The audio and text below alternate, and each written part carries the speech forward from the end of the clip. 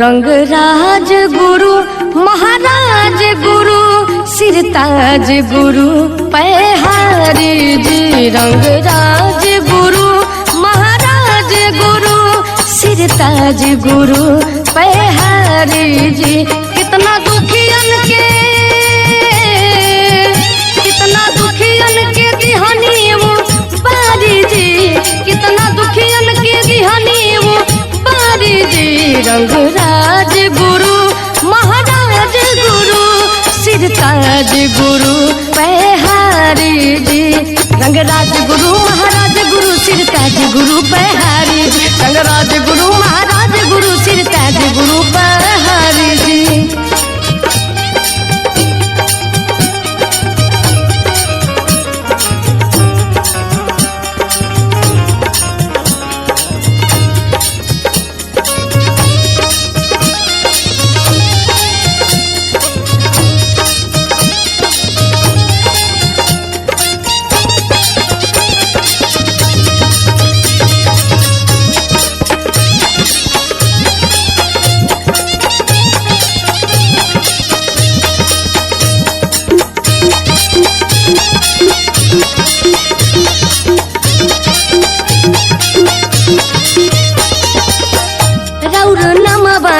कमबाई बन जाला जी। अब कतनो आफत बाकी टल जाला जी।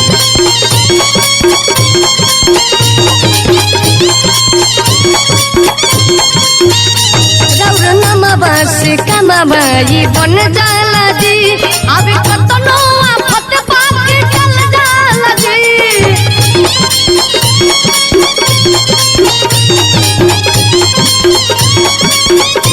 अब कतनो आफत बाकी टल जाला जी। रौर महिमा के जपे दुनिया सारी जी। रौर महिमा के जपे दुनिया सारी जी। रंगराज गुरु महाराज गुरु सिरताज गुरु पहारी जी। रंगराज गुरु महाराज गुरु सिरताज गुरु पहारी जी। रंगराज गुरु महाराज गुरु सिरताज गुरु पहारी जी। रंगराज गुरु महाराज गुरु सिरताज गुरु पहारी जी।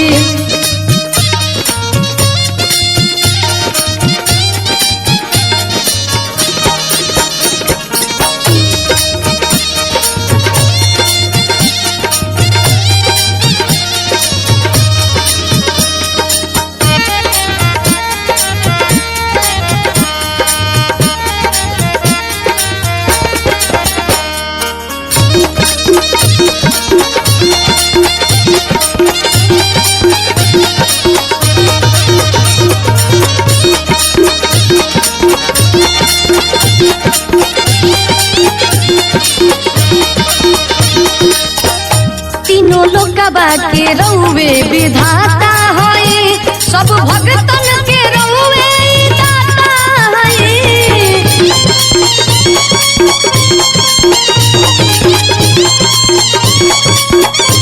तीनों लोकबा के रउवे विधाता होई। सब भगतन के रउवे दाता होई।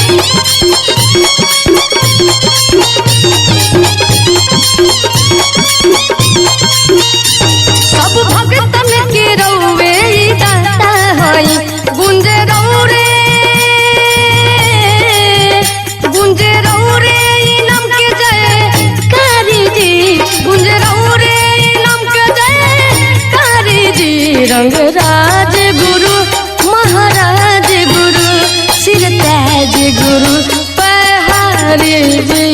रंगराज गुरु महाराज गुरु सिरताज गुरु पहारी जी। रंगराज गुरु महाराज गुरु सिरताज गुरु पहारी जी।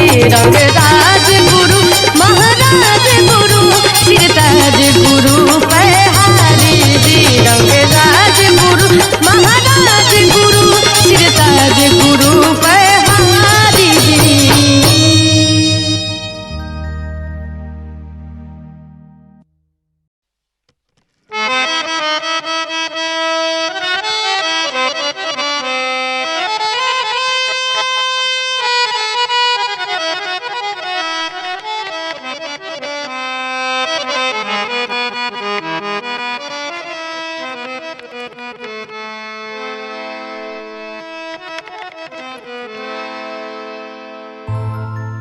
दर्शन दे दी हम भिखारी,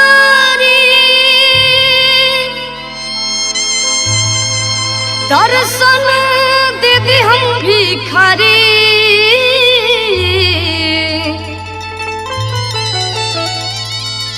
दर्शन दे दी हम भिखारी,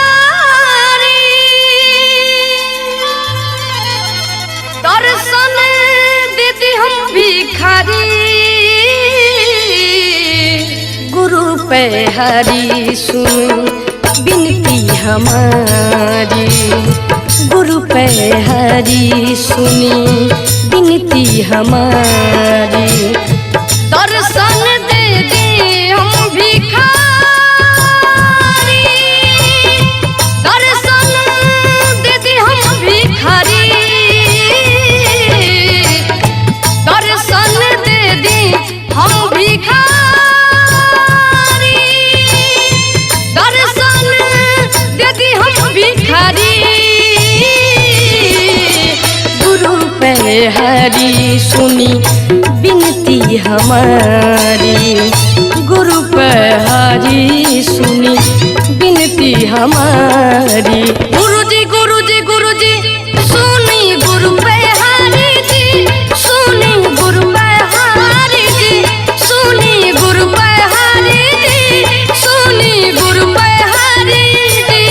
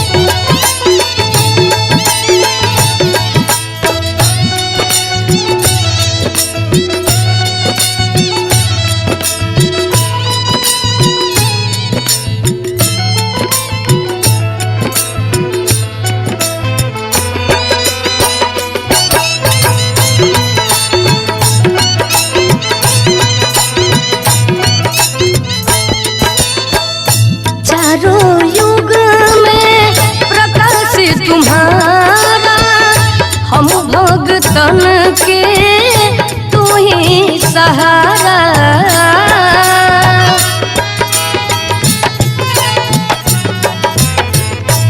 गुरु पहारी जी, गुरु पहारी जी।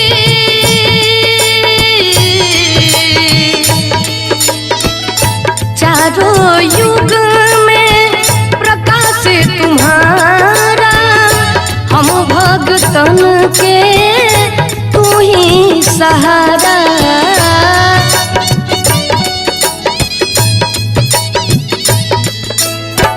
तू ही रंग राज गुरु बनवारी,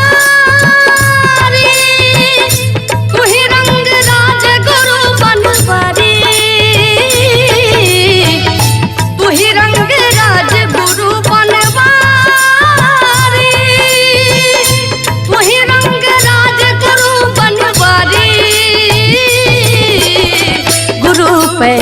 हरी सुनी विनती हमारी, गुरु पे हरी सुनी विनती हमारी। गुरुजी गुरुजी गुरुजी सुनी गुरु पे हरी दी, सुनी गुरु पे हरी दी, सुनी गुरु पे हरी दी, सुनी गुरु पे हरी दी।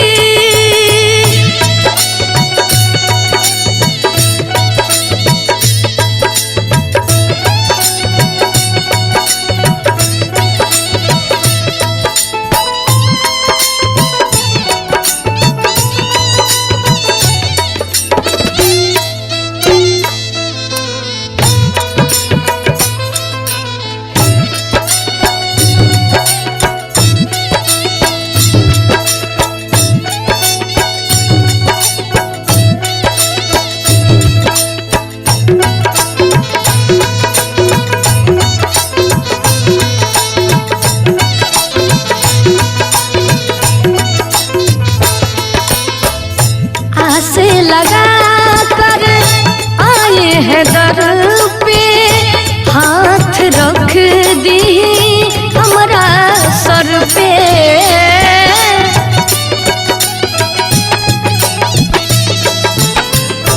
आसे लगा कर आए हैं दर पे, हाथ रख दी हमारा सर पे, हाथ रख दी हमारा सर पे।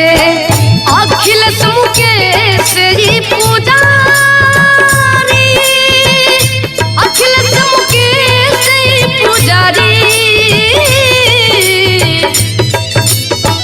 विजेंद्र मुकेश ही पुजारी, विजेंद्र मुकेश ही पुजारी।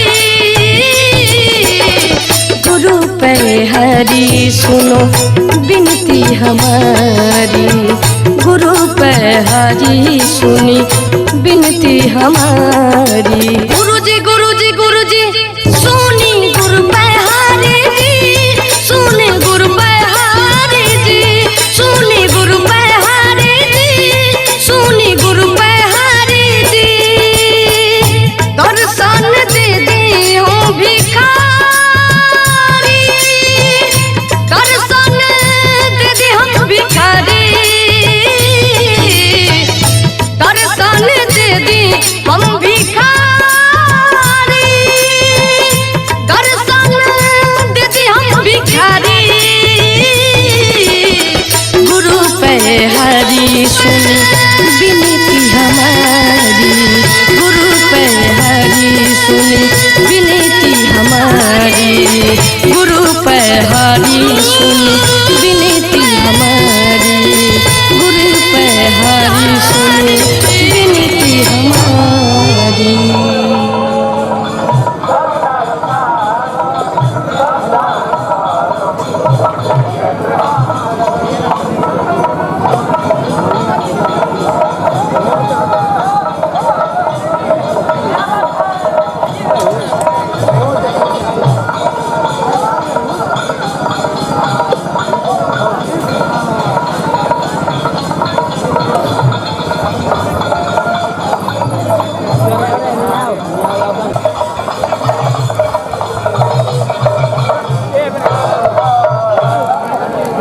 रवि जी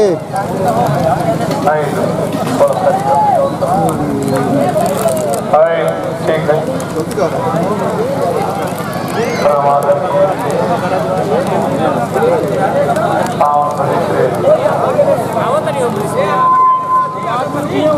पूरा सुंदर होता लग रहा है। यूट्यूब पे देखिए ना, यूट्यूब पर हम भाई के हम कलाकारों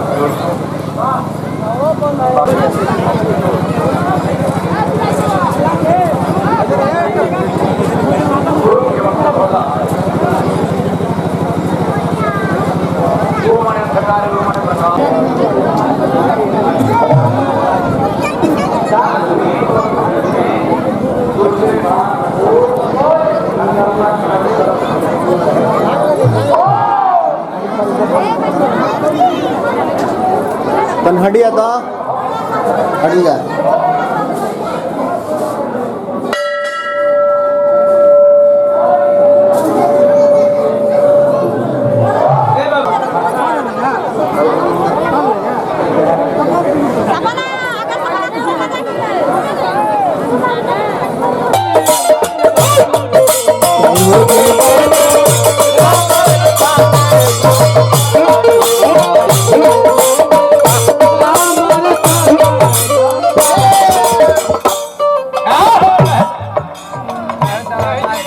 मुखड़ा ना देखा जाला हमर संगीत शत्रुघ्न बाबा तने ध्यान से ऐसे कहे के भावा गुरु के बाबा भजना देव गाय मोहमाया गुरु के बाबा भजना देव गाय मोहमाया गुरु के बाबा भजना देव गाय मोहमाया गुरु मोहमाया और भजना मोहमाया।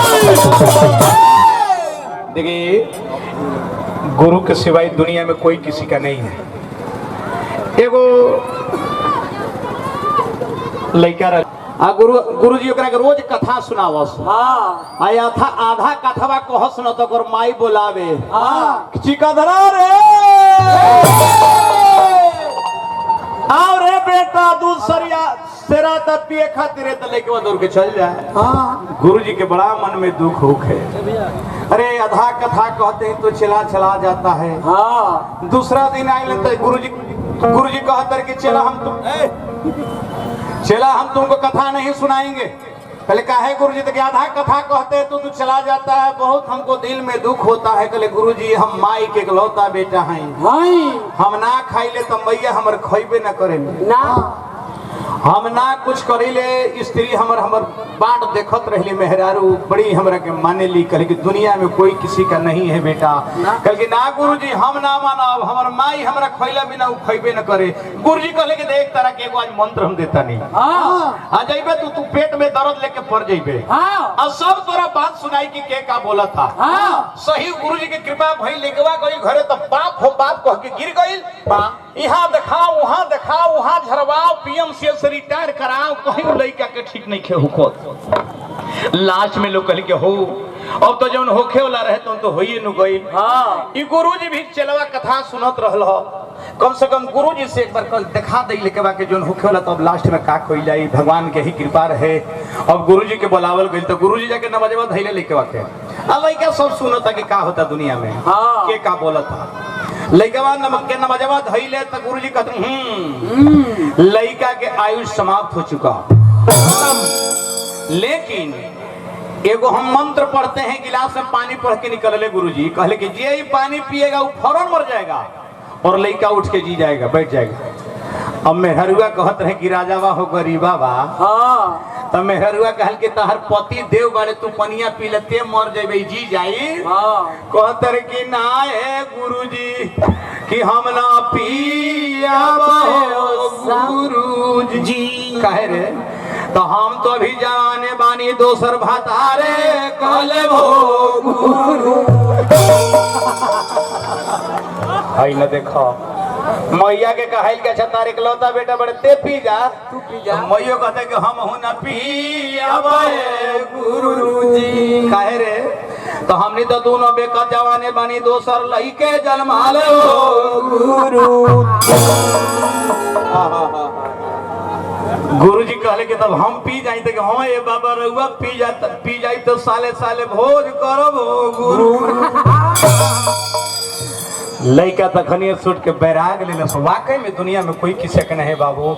ये बड़ी सुंदर इतना बेशकीमती तन मिला हुआ है तो सार्थक रूप में इस दुनिया में बिताया जाए। ऐसे कहे कि भावा गुल बाबू गुरु के बाबा भजना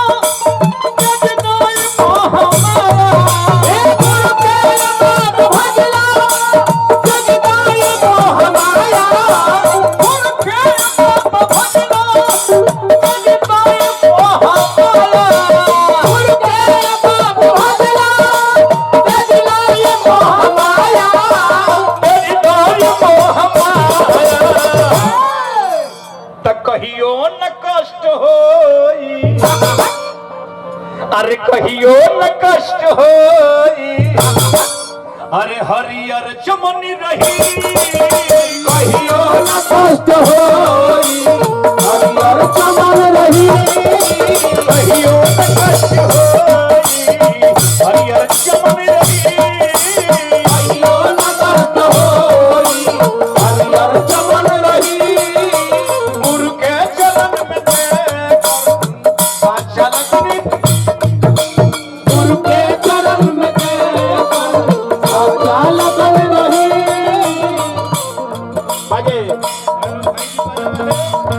बनरे से भाई जी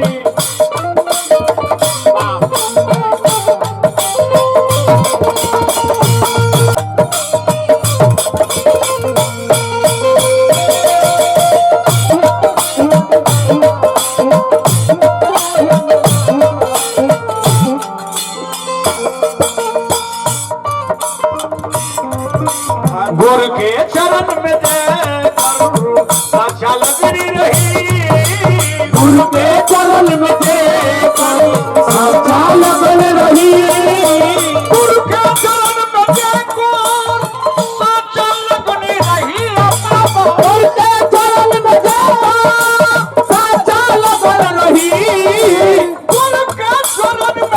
करूं साचा लगन रही गुरु के चरण में जय करूं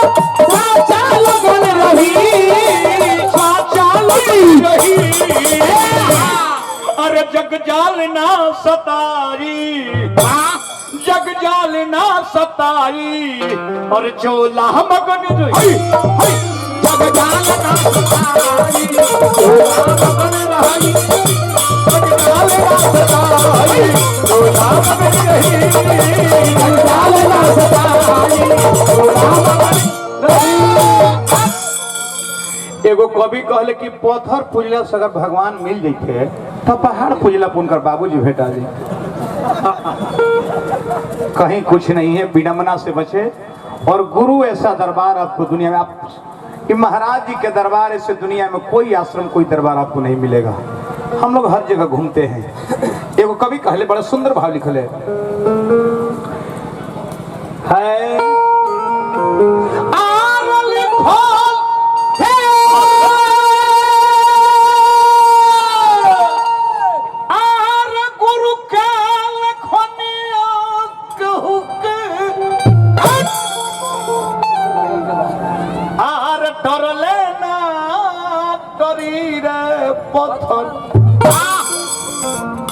अरे पत्थर पूजला से मिली है नहीं केहू के हरी हो पत्थर पूजला से मिली है नहीं केहू के हरी हो पत्थर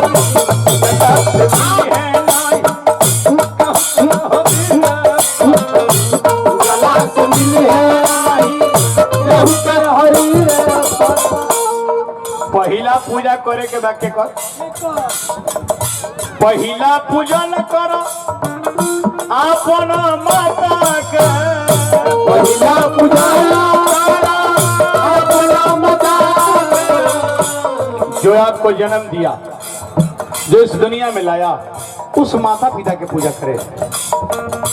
पहिला माई से बढ़ के देवी न पिता से बढ़ के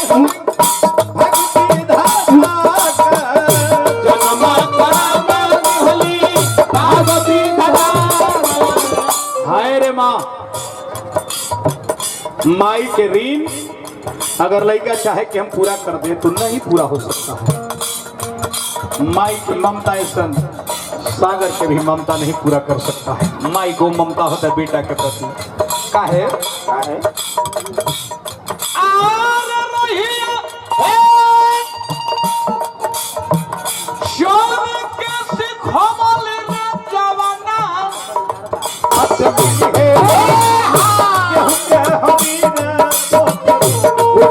से मिली है नहीं केहू के हरी पूजला से मिली है नहीं केहू के हरी हो पत्थर पूजला से मिली है नहीं केहू के हरी हो पत्थर। और क्या बात दूसरा पूजन करो अपना पिता के दूसरा पूजन अपना पिता दूसरा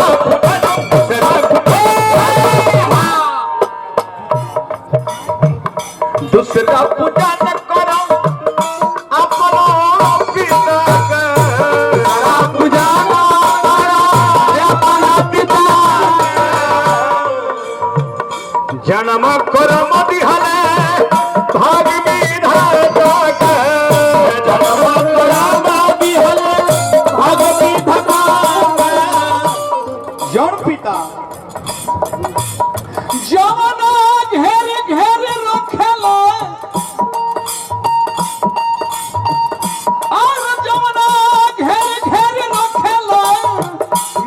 तो हरी रे पत्थर उजाला से मिली है नाही केहू के हरी हो पत्थर उजाला से मिली है नाही केहू के हरी हो उजाला से मिली है नाही केहू के हरी रे पत्थर उजाला से मिली है नाही केहू के हरी रे। तीसरा पूजा न कर अपन गुरु के तीसरा पूजा न कर अपन गुरु के चौथा पूजा न कर अतिथि शुरू के पूजा न कर अतिथि शुरू के।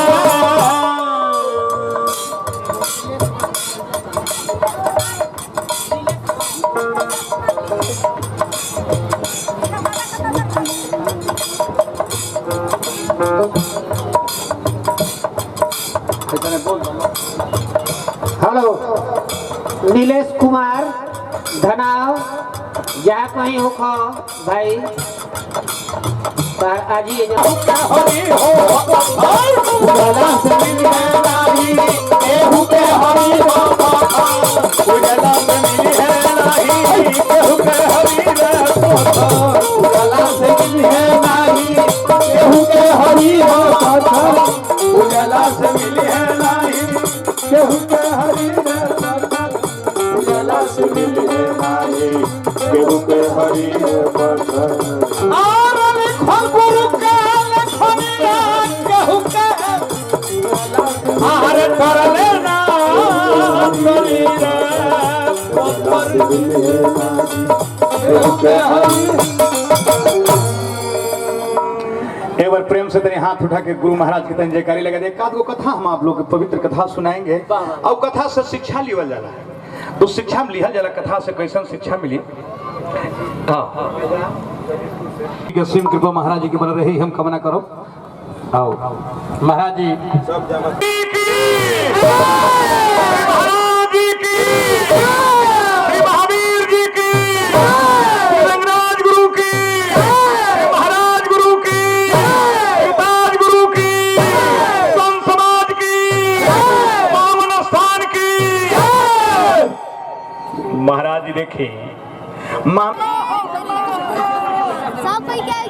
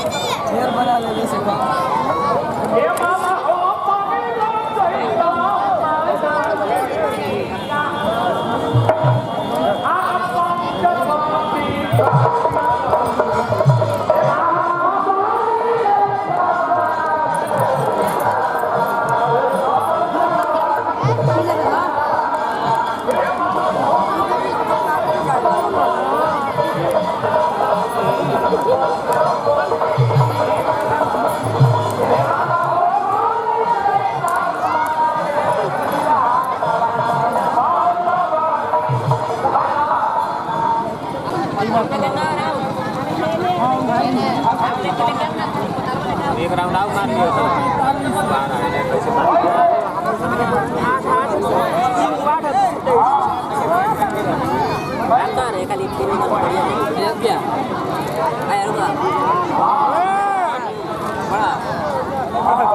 सही बात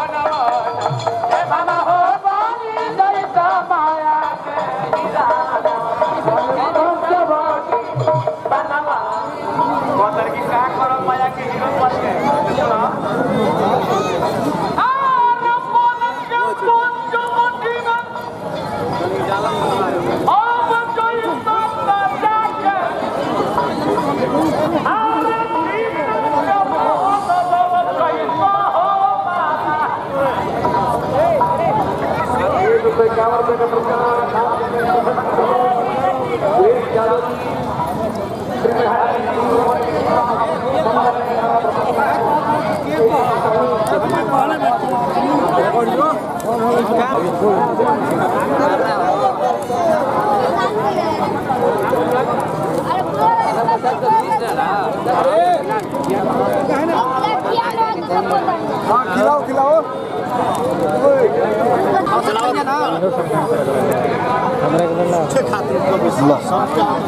अब बिहार सरकार के देखा एक बार उजार का सब दारू है पूरी चाक रे ऊपर है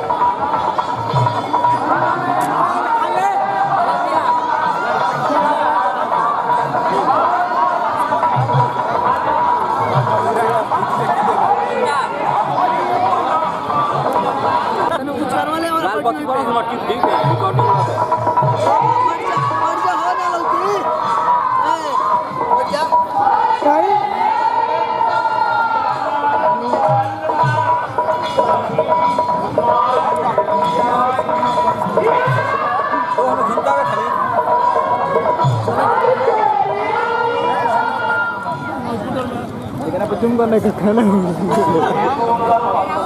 आओ तो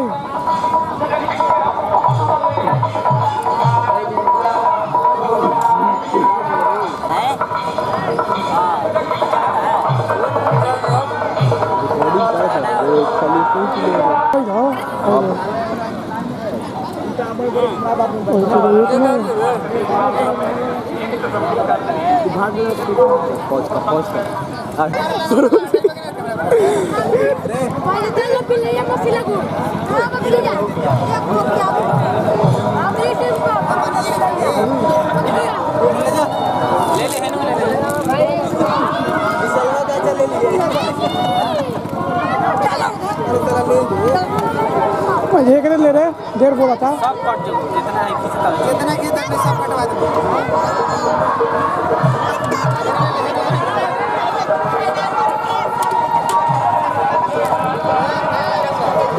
साग कर लियो यार बुला दो साग कर दे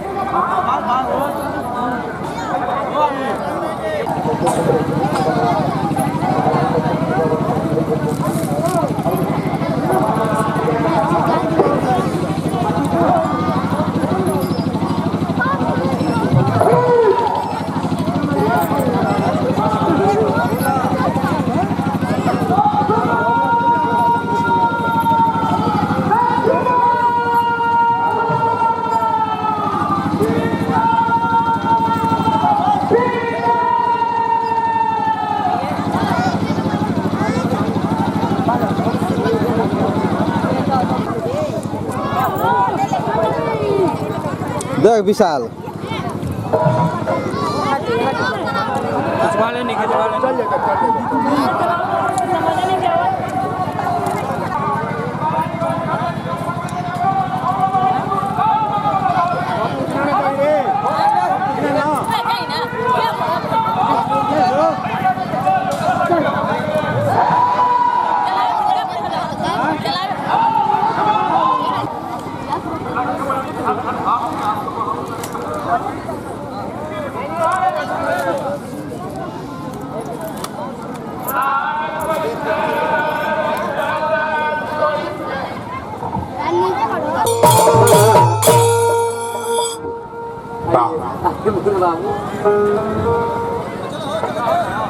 हेलो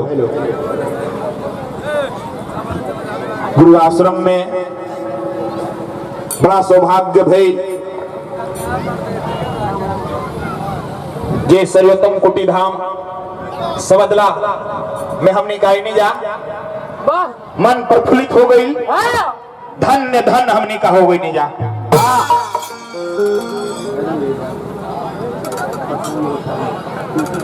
इस शरीर बड़ा जतन से मिलेला भजन कीर्तन करे खातिर शरीर मिलल बा। सही बात हम एक ले रहो बबुआ शत्रुघ्न जी झील ऐसन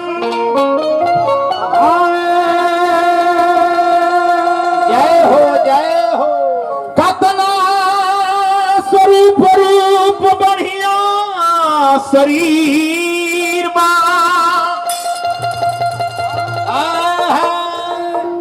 दुइये छरिया से बंद से आनंद ले जोगी जति साधु संत यौरी फकीर बा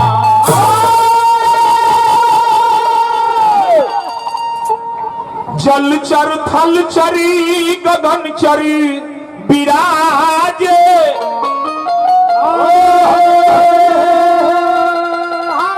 इहे शरीर आज देखत गंभीर बाबा कहे मोना बतिया अरे बूझ रे संभतिया ना जानब तब मानब अद्भुत नजीबा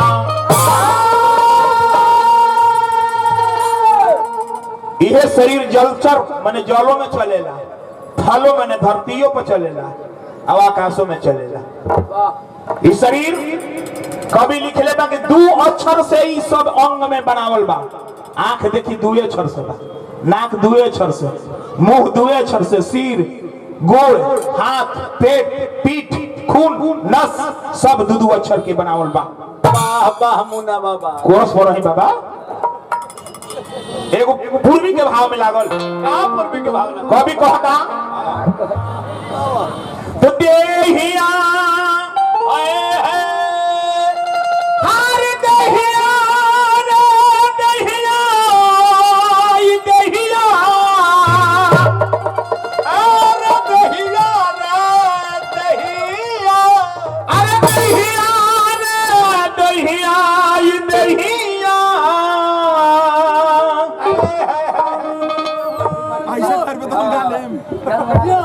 हे महाराज जी तनी ध्यान दीजिएगा को इदेहिया दुइया छरु से कथा नानी कपना बोलबा चादर चाम उड़ावल बाना देहिया दुइया छरु से नानी को बनावल बा चादर चाम उड़ावल बा देहिया दुइया छरु से जय हो महाराज की चादर ये देहिया दुइया छरु से नानी को बनावल बा चादर चाम उड़ावल बा देहिया दुइया छरु से नानी को बनावल बा चादर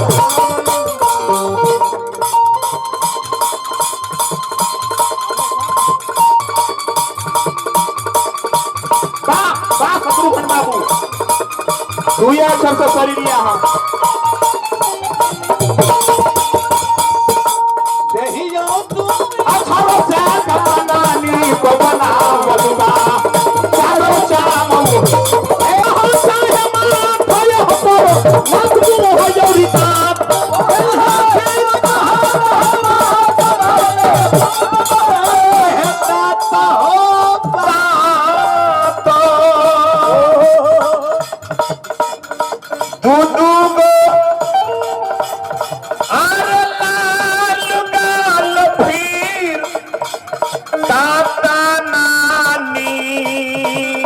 फुलावल बा दुनु मोहदाल लाल फिर नानी को फुलावल बा चादर चाम उड़ावल बा देहिया दुइया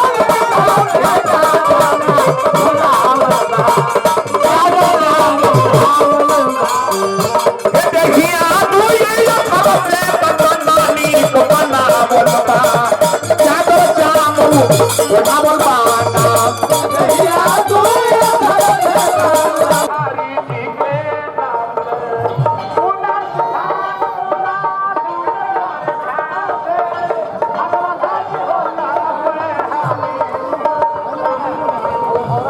तोरे देख कई लोहनी तो गेल के बैठ ले लो एक बार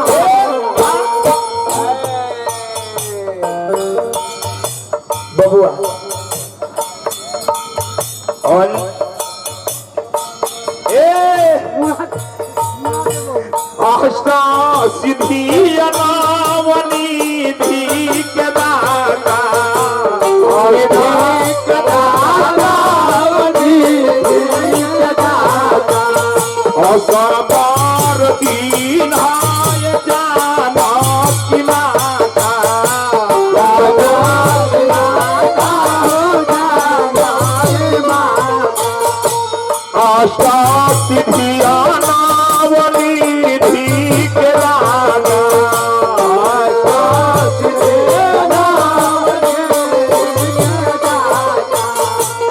गबर दीन है जानकी माता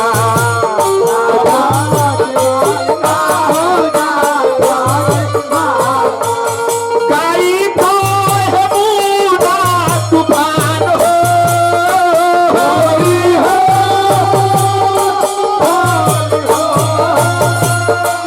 आर गाई को है मुना तूफान जन मान शान में महान है जय हो वीरा हनुमान जन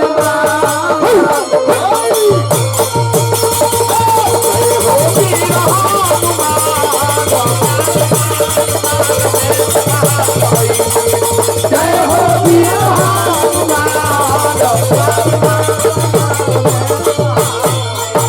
जय हो वीर हनुमान ज्ञान सार